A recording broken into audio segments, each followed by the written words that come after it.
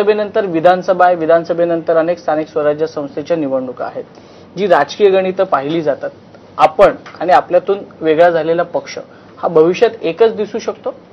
पहिला प्रश्न तुम्ही जो सोनिया गांधींचा केला, सोनिया गांधींच्या भूमिकेबद्दल मी जाहीरपणानं वेगळी भूमिका मांडली. ही जगदायी गोष्ट आहे.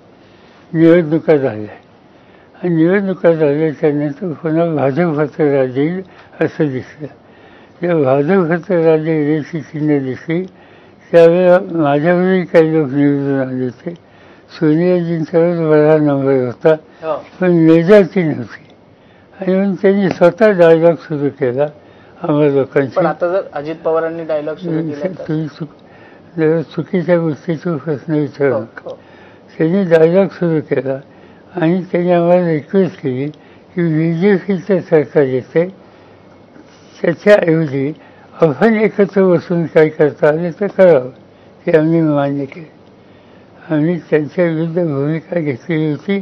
पण भाजपचं सरकार नको, त्याच्यासाठी आपण एकत्र येऊया ही जी संकल्पना त्यांनी मांडली ती आम्ही ॲक्सेप्ट केली. मनमोहन सिंगाच्या नेतृत्वाखाली सरकार केलं. 10 वर्ष चालवलं. असं विचार. आता भविष्यात काय होऊ शकतं का असं काही? शंका विचारतो. राजकारणात काही होऊ शकतं? नाही, काही होऊ शकते याचा अर्थ भाजपवर असोसिएशन होणार नाही. पण तुमच्यातून बाजूला झालेला पक्ष जर एकत्र आला आणि ठाकरेंसोबत जर सत्ता स्थापन झाली, असं म्हणजे जर समजा अजित पवार तुमच्यासोबत आले, वेळ पडली तर उद्धव ठाकरेंसोबतही यायला तयार झाले, तर तुम्ही घेऊ शकता का? भाजप नको. भाजप नको. इंडिया आघाडीमध्ये आले तर चालतील. बाकीच्या सगळ्या आघाडीच्या काही होईल आणि त्यांना विचार करायला काही नुकसान नाही त्याचं. आमचं या देशाची सत्ता भाजपच्या हातात राहणं हे देश हिताचं नाही या निष्कर्षाचे आम्ही सगळे लोक जे इंडिया आघाडीमध्ये आहेत. त्यामुळे ती लाईन जर घेतली कुणी तर त्याला विरोध नाही करणार. बरं.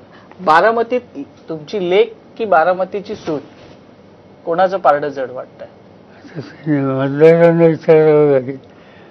तुमचा काय अंदाज आहे? अंदाज मी सांगत नसतो. मी ऍक्शन करतो.